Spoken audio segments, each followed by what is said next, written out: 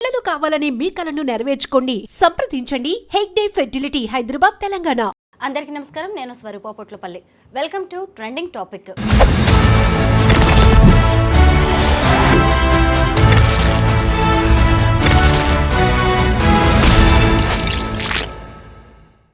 ప్రకృతి అందాల నెలవైన జమ్మూ కాశ్మీర్ రక్తం మోడుతోంది.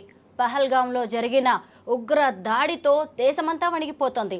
ఇది రాజకీయ సమస్య, మతమా, మానవత్వమా, లేదంటే ఇంకా ఇంకొకట దీని వెనక ఉన్నది అని దీని మీద విపరీతంగా చర్చ అయితే జరుగుతోంది. ప్రస్తుతం నాతో పాటు సోషల్ యాక్టివిస్ట్ కృష్ణకుమారి గారు ఉన్నారు. ఆవిడతో మాట్లాడదాం. నమస్తే కృష్ణకుమారి గారు. చూశారు కదా, అసలు ఉగ్రవాదుల దాడిలో 27 మంది చనిపోయారు. ఇంకొంతమంది పరిస్థితి కూడా క్రిటికల్గా ఉంది. దీని మీద పౌరులుగా మనం ఎలా స్పందించాలి?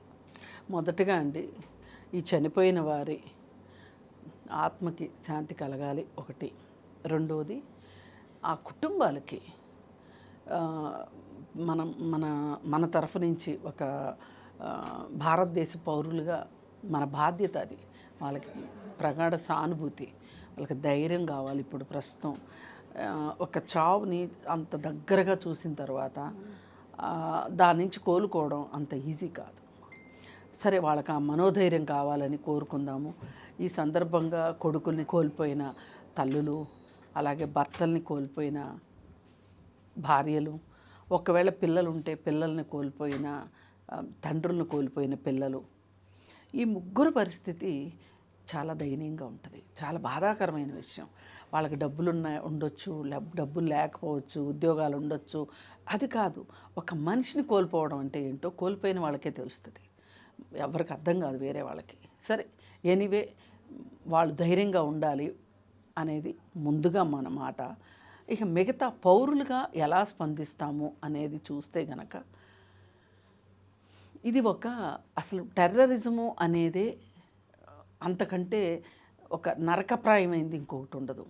అంటే నా ఉద్దేశం, టెర్రరిస్టులకి మనం వాళ్ళ గురించి పాపం వాళ్ళు నరకంలో ఉన్నారని కాదు ఇక్కడ అర్థం. వాళ్ళు సృష్టించేది ఏదైతే ఉందో, ఒక వినాశనం ఏదైతే ఉందో, భూలోక నరకం అంటే అదే. భూతల స్వర్గాన్ని భూలోక నరకంగా మార్చేశారు. మరి ఈ కాశ్మీరు పాకిస్తాన్దా భారతదేశాందా, పాకిస్తాన్ దా భారతదేశాందా అనే ఒక మీమాంస మనకి స్వాతంత్రం వచ్చినప్పటి నుంచి ఎడతెరిపి లేకుండా జరుగుతుంది. ఈ ఈ ఈ కాన్సెప్ట్ని పెట్టుకుని, ఈ ఒక్క అంశాన్ని పెట్టుకుని ఎన్నో రాజకీయ పార్టీలు వాళ్ళ రాజకీయ ఏమనాలి, ఒక రాజకీయ లబ్ధిని పొందాయని చెప్పొచ్చు. ఎన్నో ప్రభుత్వాలు మారినాయి ఈ ఒక్క కారణంతో. నెహ్రూ లాంటి వాళ్ళు ఈ రోజుకి బొడ్డోడని గాడిదలతోటి కూడా తిట్లు తినాల్సిన పరిస్థితి. నెహ్రూ యొక్క రాజనీతిజ్ఞత కావచ్చు, నెహ్రూ యొక్క పంచశీల సిద్ధాంతం కావచ్చు, లేకపోతే నెహ్రూ యొక్క దార్శనికత కావచ్చు, అన్నీ కూడా పక్కన పెట్టేసేసి ఆ రోజు కాశ్మీర్ని డివైడ్ చేసింది, పాకిస్తాన్ని డివైడ్ చేసింది నెహ్రూనే. నెహ్రూ ఆ రోజు గట్టిగా ఉండున్నట్లయితే గనక ఇలా జరిగి ఉండేది కాదు అని ఇప్పుడు చాలామంది వాట్సాప్ యూనివర్సిటీ మేధావులు మాట్లాడుతూ ఉంటారు. సరే, ఏది ఏమైనా ఆ రోజు ఆ పరిస్థితిలో ఉన్న వాళ్ళకి తెలుస్తుంది. ఆ వేళ ఉన్న డిమాండ్ ఏంటి, ఆ రోజు ప్రజల్లో ఉన్న ఆకాంక్ష ఏంటి, అసలు ఎందుకు ఇలా జరిగింది అనే దానికి ఇవాళ మనం వెళ్తే అవ్వదు. ఇప్పుడు ఒక 60 ఏళ్ళు అయిపోయిన తర్వాత నాకు విడాకులు కావాలి అని ఒక భార్యో భర్తో అని అడిగితే గనక వాళ్ళని అడిగాము, ఏంటి మీ కారణం ఏంటి అంటే ఏంటి చెప్తారు? అసలు ఇప్పుడు విడాకులు అడుగుతున్నారు కదా, ఆ రోజు మీరు పెళ్ళెందుకు చేసుకున్నారంటే ఏం చెప్తారు? ఒక ఆశావాహ దృక్పథంతోనే పెళ్లి చేసుకుంటారు. అలాగే ఇది కూడా ఆ వేళ ఉన్న పరిస్థితులకి, కాలమాన పరిస్థితులకు అనుగుణంగా ఆ నిర్ణయం తీసుకున్నారు. అది భవిష్యత్తులో కొన్నిసార్లు మంచి అయింది, కొన్నిసార్లు చెడ్డయింది. ఏది ఏమైనా జరిగిపోయిన విషయాల గురించి ఇప్పుడు మనము చర్చించే ఉపయోగం లేదు. సరే, ఈ మధ్యకాలంలో చాలా కొత్త విషయాలు, కొత్త నిర్ణయాలు, కొత్త చట్టాలు చేశారు. ఆర్టికల్ 370 రద్దు చేశారు. అలాగే దానివల్ల లాభం ఏం జరిగింది, నష్టం ఏం జరిగింది అంటే ఎవరు చెప్పలేరు. ఇప్పుడు ఇలాంటివి జరగవని చేశారా? 370 ఆర్టికల్ రద్దు చేశారా? కాదు కదా. మరి ఆ రోజు ఆ, నేను ప్రభుత్వాన్ని నిందించానని కాదు, మనకి డిమానిటైజేషన్ వచ్చినప్పుడు ఏం చెప్పారు? నల్లధనం. ఉగ్రవాదులు మన డబ్బుతోటే మన మీదే వాళ్ళు యుద్ధం చేస్తున్నారు. ఆ ఉగ్రవాదం నుంచి ఈ దేశాన్ని రక్షించాలి, ఉగ్రవాదుల నుంచి రక్షించాలి అని అంటే నేను మంచి కరెన్సీని నేను కనిపెడుతున్నాను అని మోడీ చెప్పిన దానికి ఇవాళ ఏం జరిగింది? ఇప్పుడు వాళ్ళు చెప్పిందేగా నేను చెప్తుంది, నేనేం కొత్తగా చెప్పట్లేదు కదా. కాశ్మీర్ ఫైల్స్ సినిమా తీసి అబద్ధాలు ప్రచారం చేసినంత ఈజీ కాదు కాశ్మీర్ని రక్షించడం. 370 రద్దు చేసేసి ఆ పెట్టుబడిదారులు అందరూ అక్కడికి వెళ్ళి ఆస్తులు కొనుక్కోవడానికి మార్గం సుగమం చేసినంత ఈజీ కాదు టెర్రరిజాన్ని ఎదుర్కోవడం అంటే. ఇంకొకళ్ళు చాలా గొప్పగా మాట్లాడుతున్నారు. ఇప్పుడు మోడీ గారు యుద్ధం మొదలయ్యాలి. యుద్ధం అంటే ఏమనుకుంటున్నారు? చెమ్మచక్క ఆట అనుకుంటున్నారా? తొక్కుడు బిళ్ళ ఆట అనుకుంటున్నారా? యుద్ధం అంటే అది ఒక రక్తపాతం. ఎన్ని కుటుంబాలు నాశనం అయిపోతాయి, ఎంతమంది విడోస్ అవుతారు, ఎంతమంది పిల్లలు తండ్రులు లేని వాళ్ళు అవుతారు. యుద్ధం ఊరికే జరగదండి. యుద్ధం అంటే అంత సరదా కాదు. దేశం మొత్తం బడ్జెట్ అంతా యుద్ధానికి పెట్టాలి. ఇవాళ ఉక్రెయిన్ రష్యా ఏమైందో చూస్తున్నాం కదా, హమాసు అవి ఇజ్రాయిలు పాలస్తీనా ఏమవుతుందో చూస్తున్నాం కదా. ఇవన్నీ చూసి కూడా బుద్ధి జ్ఞానం లేనట్లు యుద్ధం చేయాలంట. ఇప్పుడు మనం ఆలోచించాల్సింది ఏంటి? ఎక్కడ పొరపాటు జరిగింది, నిఘా వ్యవస్థ ఎక్కడ తప్పటడుగులు వేసింది, ఎక్కడ ఓవర్లుక్ చేసింది, ఇది మనం ఆలోచించాలి. ఆటల దగ్గర బాగు చేసుకోవాలి తప్పితే ఇప్పుడు పాకిస్తాన్తో అటువైపు నుంచి పాకిస్తాన్తో యుద్ధం చేస్తాం, మనకి ఇంకోవైపున చైనా ఉంది, చైనాతో యుద్ధం చేస్తాం, ఇంకోవైపు ఇంకో దేశం ఉంది, యుద్ధం చేస్తాం. ఇలా యుద్ధాలు చేసుకుంటూనా? అంటే నేనేమంటున్నానంటే, ఫర్ ఎగ్జాంపుల్ మన దేహాన్నే తీసుకుంటే గనక మన దగ్గర రోగనిరోధక శక్తి ఉందనుకోండి, ఏ జబ్బు మనకు రాదు, మనం ఫైట్ చేసుకుంటాం. అలా కాకుండా ఇప్పుడు ఒక జబ్బు వచ్చిందనుకోండి, ఆ జబ్బు గురించి మాత్రమే మనం ఆలోచించామనుకోండి, రోగనిరోధక శక్తిని అప్పటికప్పుడు మనం ఆ రోగాన్ని ఆపేసామనుకోండి, రోగనిరోధక శక్తిని పెంచుకోలేదనుకోండి, రేపు ఇంకొక బ్యాక్టీరియా వస్తుంది, ఎల్లుండి ఇంకొక వైరస్ వస్తుంది. అలాగే మనము మన కేంద్ర ఇంటెలిజెన్స్ విభాగం, దానికి చాలా బడ్జెట్ ఉంటుంది. మరి ఏమన్నా ఈ మధ్యకాలంలో రక్షణ శాఖకు సంబంధించిన ఆయుధాలు తయారీకి సంబంధించిన దాంట్లో కూడా విదేశీ ప్రత్యక్ష పెట్టుబడులు ఆమోదించారు మన దేశంలో. ఇప్పుడు వేరే వాళ్ళు వచ్చి ఇక్కడ తయారు చేస్తారు అనుకుందాం. ఎవరైనా ఒక దేశం నుంచి ఇంకొక దేశానికి వచ్చి చేశారు అంటే ప్రజాసేవ చేస్తారా? లాభాపేక్ష లేకుండా చేయరు కదా. మనం మన దేశంలో మన రక్షణ శాఖకు సంబంధించిన ఆయుధాలు మనం తయారు చేసుకోలేకపోతున్నామా ఇన్ని సంవత్సరాల్లో? ఎందుకు ఆ తప్పటడుగు వేస్తున్నాము అంటే నేనేమనేది ఏంటంటే, నేను విమర్శించట్లేదు, మీరు తీసుకుంటున్న చర్యలు ఎంత బాధ్యతారహితంగా ఉన్నాయో చెప్పదలుచుకున్నాను. ఇప్పుడు 140 కోట్ల మంది భవితవ్యము, 50 కోట్ల కుటుంబాల భవితవ్యం మీ చేతుల్లో ఉందండి, రాజకీయ నాయకుల చేతుల్లో ఉంది, ఒక హోంమంత్రి, ఒక రక్షణ శాఖ మంత్రి వాళ్ళ చేతుల్లో ఉంది. మరి మీరు ఏం చేస్తున్నారు? కృష్ణకుమారి గారు, మీది తప్పు వాళ్ళది తప్పు అని మనం మాట్లాడుకోవడానికంటే ముందు అసలు మతాన్ని అడ్డం పెట్టుకొని ఇలా మారణ హోమానికి పాల్పడ్డాన్ని మనుషులుగా మనం ఎవ్వరం కూడా జీర్ణించుకోలేకపోతున్నాం. ముఖ్యంగా పేరు అడిగి, మతం అడిగి, ఐడెంటిటీ కార్డు చూసి మరి ఇలా దాడికి పాల్పడ్డం, అమాయకుల ప్రాణాలు తీయడం, ఎన్ని రోజులుగా జమ్మూ కాశ్మీర్లో జరుగుతున్న ఉగ్ర దాడుల్ని అలాగే కాల్పుల్ని మనం చూస్తూనే ఉన్నాం. ఎప్పుడు కూడా భద్రతా దళాలు టెర్రరిస్టుల మధ్య జరుగుతూ ఉంటాయి, కానీ సామాన్య జనాన్ని ఇలాగా టూరిస్టులను టార్గెట్ చేసిందైతే లేదు. ఎంతోమంది జమ్మూ కాశ్మీర్లో జీవితాంతం గుర్తుండిపోయే మధుర జ్ఞాపకాల కోసం వెళ్తే అసలు జీవితం అనేదే లేకుండా పోయిందండి. వీళ్ళేం చేశారు? అసలు ఈ టెర్రరిస్టులు ఏం చెప్పాలనుకున్నారు? వాళ్ళకే తెలిస్తే కదండి చెప్పదలుచుకునేది. ఇప్పుడు పేరు అడిగి చేశారా, బట్టలు తీసి చేశారా, ఇంకోటి ఐడి కార్డులు చూసి చేశారా, ఇది కాదు.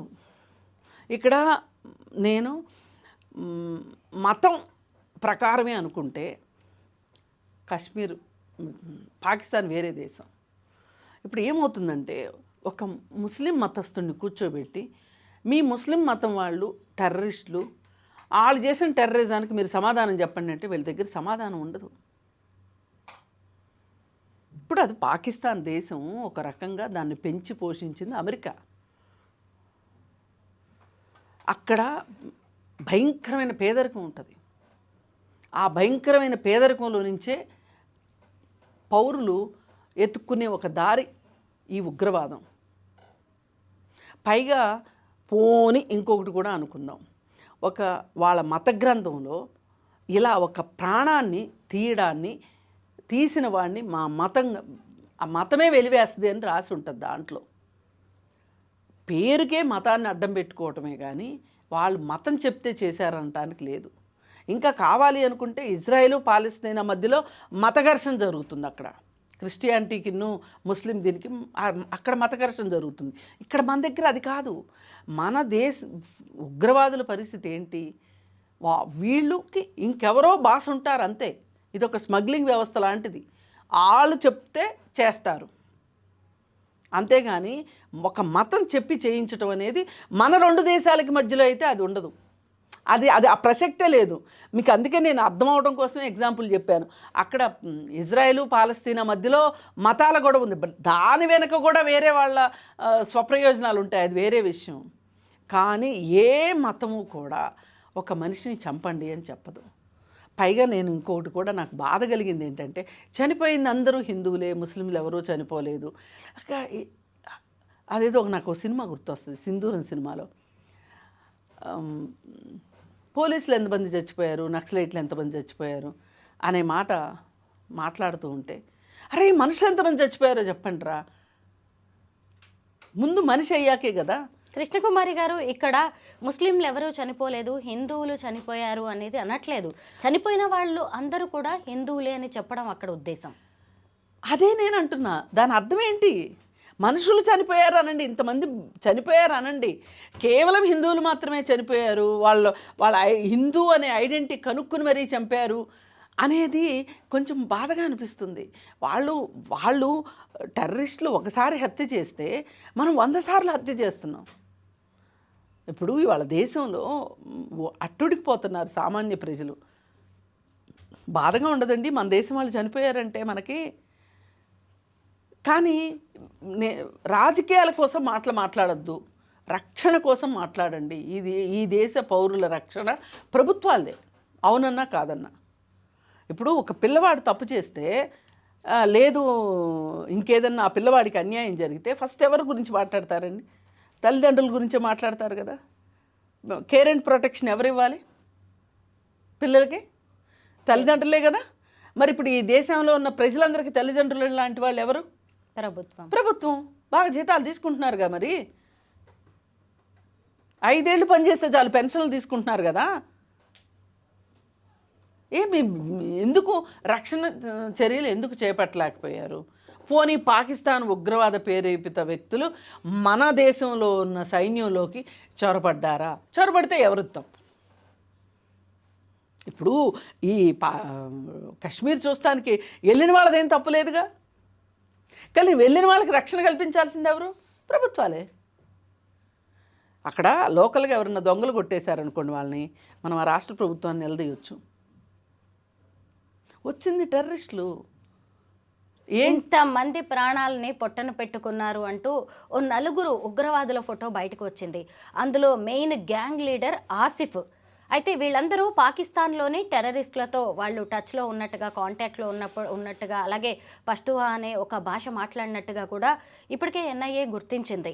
ఏంటి ఇటువైపు చూసినప్పుడేమో పాకిస్తాన్ అసలు మాకు సంబంధం లేదు ఈ అటాక్తో అని ఇటువైపు పాకిస్తాన్ ప్రభుత్వం ప్రకటిస్తోంది. ఎవరు చేసిన హత్యలు ఇవన్నీ? ఇప్పుడు ఆ దేశం యొక్క అలసత్వమే అక్కడ టెర్రరిజం ఉండటానికి కారణం. ఇండైరెక్ట్గా ఆ ప్రభుత్వం బాధ్యత వహించాల్సిందే ఖచ్చితంగా.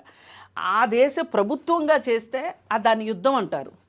ఆ దేశంలో ఉన్న ఒక గ్యాంగ్ చేస్తే అది టెర్రరిజం అంటారు, టెర్రరిస్ట్ మోక్ అంటారు.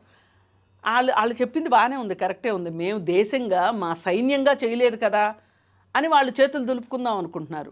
కానీ టెర్రరిస్టులు మీ దేశంలో ఉండి మీ దేశాన్ని నష్టం చేసినట్లుగానే మా దేశాన్ని కూడా, ఇప్పుడు మన దేశంలో అయితే జరగవు కానీ అంత దారుణమైనవి. ఇప్పుడు లాహోర్లో బాంబు పేలింది, ట్రక్కులో బాంబు, మానవ బాంబు అని ప్రతి సంవత్సరంలో కనీసం ఒక 500-600 మంది పాకిస్తాన్ పౌరులు, అమాయక పౌరులు చనిపోతారా లేదా? వాళ్ళ గురించి మనకెందుకు అంటే రీజన్ ఏంటంటే పుట్టింది అక్కడ కాబట్టి, వాళ్ళు వచ్చి మన మీద పడుతున్నారు కాబట్టి, మన మీద పడకుండా చేసుకోవాల్సిన బాధ్యత మనది కాబట్టి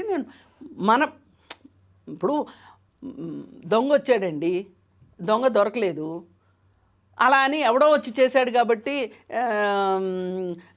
నేను హాస్పిటల్లో తీసుకెళ్ళను అంటే ఎలా ఉంటుంది? తీసుకెళ్లాల్సిందే కదా. నేను అందరికీ అర్థమయ్యే భాషలో చెప్తున్నా. ఏది ఏమైనా ప్రభుత్వాలు ప్రగల్భాలు పలికినంత ఈజీ కాదు ప్రభుత్వాలు నడపటం. అందుకని దయచేసి మీరు మోడీ గారు, మీరు ఆరోగ్యం బాగుండాలంటే యోగా చేయండి, లేదు అనుకుంటే నెమళ్ళకి ఆహారం వేయండి. ఇవి కాదండి మీ దగ్గర నుంచి మేము ఎక్స్పెక్ట్ చేసేది. సామాన్య ప్రజలు ఎక్స్పెక్ట్ చేసేది ఏంటి అంటే కేర్ అండ్ ప్రొటెక్షన్. పైగా ఇంకొకటి, వీళ్ళు దాడికి పాల్పడిన తర్వాత వాళ్ళతో పాటు ఉన్న అక్కడ విక్టిమ్స్ ఉంటారు కదా, చనిపోయిన వాళ్ళతో ఈ టెర్రరిస్టులు మాట్లాడారు, వెళ్ళి మీ నరేంద్ర మోదీకి చెప్పండి అని చెప్పి. ఇంకొక వైపు చూసినప్పుడు అసలు మన దేశంలోని టూరిస్ట్ స్పాట్స్ను చూడడానికి ఎంతోమంది పర్యాటకులు వస్తూ ఉంటారు విదేశాల నుంచి. ఇప్పుడు ఈ చనిపోయిన వాళ్ళందరూ కూడా మన దేశంలోని వివిధ ప్రాంతాలకు, వివిధ రాష్ట్రాలకు చెందిన వాళ్ళు. ఇప్పుడు రేపు మన దగ్గరికి టూరిస్టులు, ఫారిన్ టూరిస్టులు రావాలంటే ఎంత భయపడతారు? పైగా ఏం చెప్పాలనుకున్నారు వీళ్ళు ప్రధాని నరేంద్ర మోదీకి? అంటే ప్రధాని నరేంద్ర మోడీకి వాళ్ళు కాశ్మీర్ మాది అని చెప్పాలనుకున్నారు సింపుల్గా, అంతకంటే వేరే ఏమీ లేదు. అది పాకిస్తానే చెప్పిస్తుందా, వాళ్ళు చెప్తున్నారా అనేది వేరే విషయం. వాళ్ళు చెప్పదలుచుకున్నది ఏంటి అంటే పాకిస్తాన్లో మాకు హక్కు ఉంది, పాకిస్తాన్ మాదే, మీరు బలవంతంగా లాక్కున్నారు అని చెప్తున్నారు. అది వాళ్ళు చెప్పదలుచుకున్నది. దానికి మనం చేయాల్సింది ఏంటి?